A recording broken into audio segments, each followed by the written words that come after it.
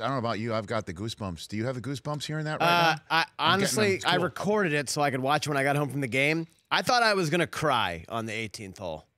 It was amazing. Isn't that amazing? It was incredible. It really is how... What he's come back from, the 4 back surgeries. He couldn't walk. He was bedridden. He couldn't play with his kids. And now he was second in the FedEx Cup.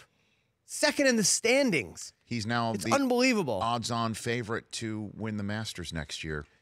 Now, in terms of winning again, as you pointed out, we have been on the air now. Next month is our 4-year anniversary here. So we've covered Tiger Woods on this show only as a guy who is done. Struggling. Done. No, struggling. Done. Done. We covered him as a guy who is, I guess, struggling and then done. We've had people on here saying that he couldn't get in a car unless it was fully reclined. He got arrested? He got arrested. Yeah. And that's, one thing I want to hit on here is what he's coming back from. And again, I can't believe I do need to set the stage with a whole group of people out there just to remind everybody who he was. That Dan Hicks said something you never thought we'd see again and never thought he thought that we would see again, and him being triumphant with his putter in the air and him with his arms up in the air as a winner. And then the number that he said, 80th career victory, 80. Second only to Sam Snead, 82, which means if he is indeed back, and it sure does appear to be that he is indeed back, that his actual back is handling the rigors of golf, because this year he's played more than he's played in years, and he looks terrific while doing it. He has another chance, this Tiger 2.0, to put distance between him and Sam Snead and set a mark that may never be broken because of the way he used to win all the time. So then, the fact that he's now back and doing this based on what he has become, the Tiger 2.0, to me, might be, and he might not win as much as Tiger 1.0. And you could say maybe Tiger 2.0, you could make the case was him struggling for a decade. Sure. But I'm going to just stay in positive and say that was not at all Tiger. So Tiger winning 1.0, and then there's Tiger 2.0. When Tiger was winning 1.0, he was, again, a cold-blooded assassin. The force of nature. But a cold-blooded assassin. Whereas all business, cut out your heart, show it to you pumping, and that was it. And he was maybe that way with his fellow tour professionals. And fans never really got a chance to know the guy. And then when we found out stuff about his personal life, we're like, who the hell have we been rooting for? This guy, I mean, that shot of him and Rory McIlroy walking up 18 and the gallery just streaming in behind them.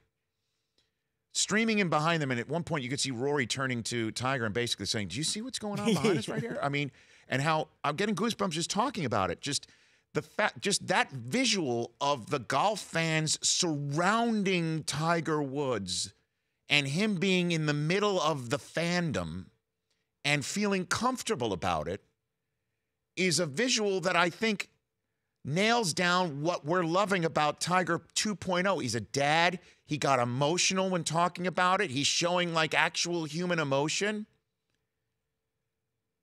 And then just again, listen to what Dan Hicks was interviewing him in front of the gallery at Eastlake.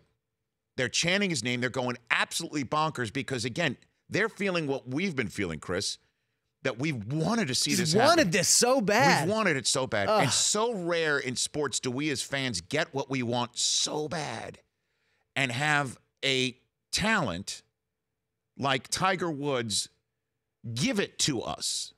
How many times you want this guy to hit a home run? Doesn't. How many times you want that guy to throw a touchdown? They don't. But when they do, it's so rare and the so fact beautiful. We were so close this year so many times. Right. So it just makes you feel great again. It does. That you get to live it again. It's great. You get to maybe look at a different generation and say, this is what we used to have and now we share it together like I do with my kids. When they know who Tiger Woods is, with all due respect to the rest of most of the players, they're learning, but they know who Tiger is, and I get to share with them.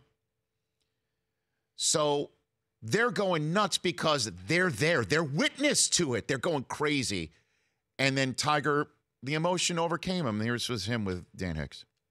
I just can't believe I pulled this off after, what the season's gone through, and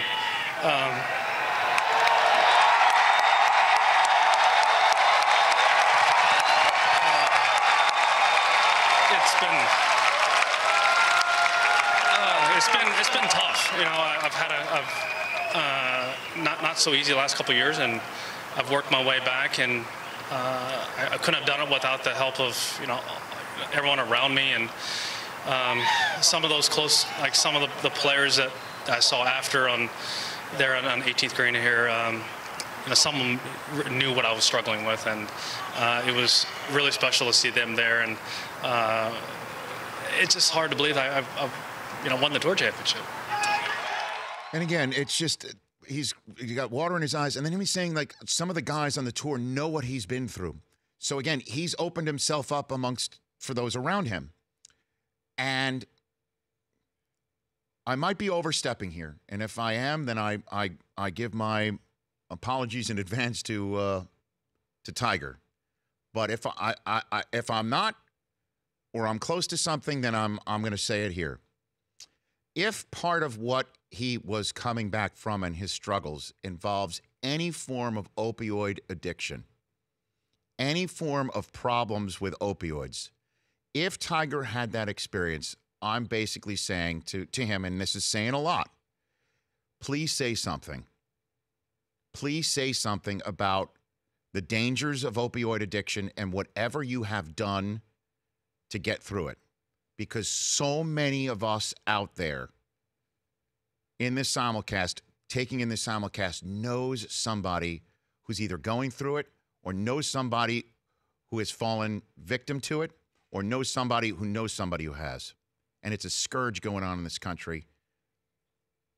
And he could be somebody who can step out and do something and say something. Maybe he's waiting to win a major. I don't know. Or maybe win. I don't know what it is. Or maybe I'm overstepping. But if that's the case, I just wanted to say that. Leave it there. Let's go to the home of the Masters. Mitch in Augusta, Georgia. You're here on the Rich Eisen Show. What's up, Mitch?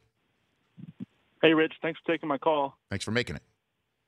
So I was watching the Falcons-Saints game yesterday in that amazing shootout, and I was almost glad when the Saints won because that means I could hurry up and flip over to watch Tiger win because growing up, watching him dominate golf for the last 20 years, that just brought back chills, emotions I haven't had in a long time. And it was just unbelievable. Like Brockman nailed it. I just wanted to cry. I feel the same way too, Mitch. We all do. Thanks for the call. And again, with ultimate respect to the rest of the tour and certainly to the younger players that are there and winning and making a huge paycheck. Name me another player who's winning the tour championship that makes you turn away from that Falcons-Saints game, which was off the charts like a pinball machine fun. Name another player on tour that would have 8,000 people following up the 18th fairway.